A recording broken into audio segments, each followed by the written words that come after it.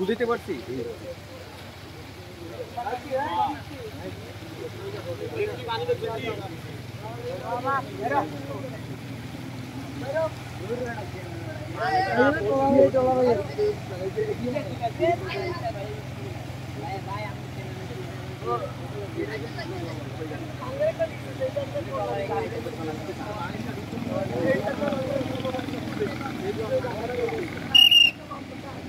মারি নাই সেটা মারি নাই আমি ঘুরে দেখি বললে পরে আমরা টাইম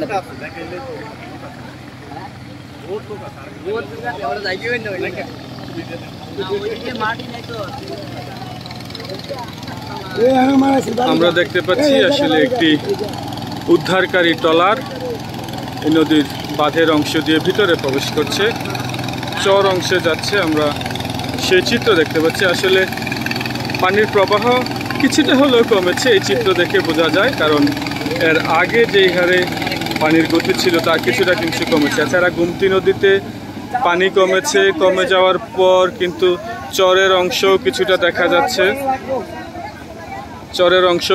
দেখা যাচ্ছে, আমরা পানি যেহেতু কমেছে এজন্যই আসলে এলাকাবাসী দাবি জানিয়েছেন যে করেই হোক গুমতির এই যে স্রোতের ধারা প্রবাহ, যে স্রোত সহ লোকালয়ে পানি প্রবেশ করছে তা যেন বন্ধ করা হয়। বন্ধ করা হলে এখানকার মানুষ কিছুটা হলেও স্বস্তি পাবেন, তাদের ক্ষতির পরিমাণও কিছুটা হলে কমে আসবেন বলে তারা মনে করছেন। কারণ এক সপ্তাহেরও বেশি সময় ধরে এই হারে পানি প্রবেশ করার কারণে লোকালয়ের অবস্থা কিন্তু একেবারেই দুর্বিষহ হয়ে উঠেছে। তার উপর যে আরও 2 নদীর পানি ভেঙে মানুষজন কিন্তু একেবারেই বিপাকে পড়েছেন।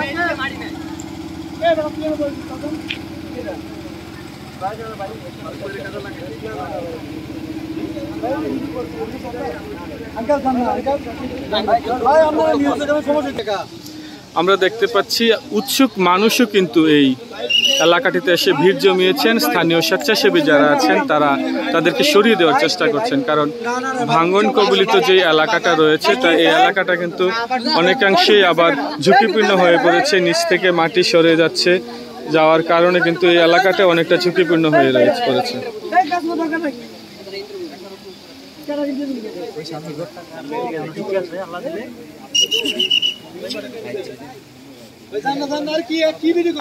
তো সব মিলিয়ে এলাকাবাসী দাবি জানিয়েছেন গুমতি নদীর এই পানি প্রবেশ বন্ধ করতে হবে যে করেই হোক। তাদের প্রাণের দাবি এখন এটি হয়ে দাঁড়িয়েছে। যে ক্ষতি হয়েছে তা হয়েছে, কিন্তু এই পানি যদি প্রবেশ বন্ধ না করা হয় তাহলে কিন্তু ক্ষতির পরিমাণ আরও বাড়বে।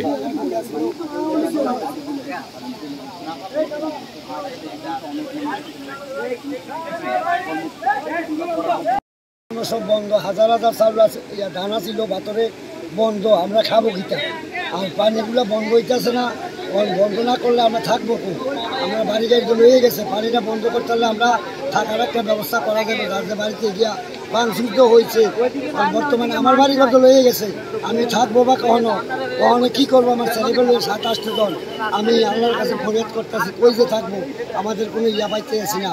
পানিটা বন্ধ হইলে আমার এলাকাবাসী, আমার বাড়ি করছিলাম, আমার বাড়িগুলো ভাঙিয়ে গেছে, এখন আমি গাছের কাম করি এবং আমার 7-8 ফ্যাট আমি চালাই, এটার উপরে কাম করার উপরে আমার বাড়িটা রয়ে গেছে। এখন করতে পারেন কিনা? এখন করতাম পারি না, আমি আমার বাড়ি নিয়ে গেছি, আর কাম করতাম পারতাম না। আমি যে সুস্থ রয়েছি আল্লাহর কাছে ফরিয়াদ, কারণ কি আমি যে কথা বলতে আসি আল্লাহর কাছে ফরিয়াদ। তবে এই জনগণগুলো কী খেয়ে বাঁচবো? খেতে কিছু কর্ম করতে আসে না, খাইতে পারতে আসে না, কি করে বাঁচবো? পানি বন্ধ হইতে আসে না।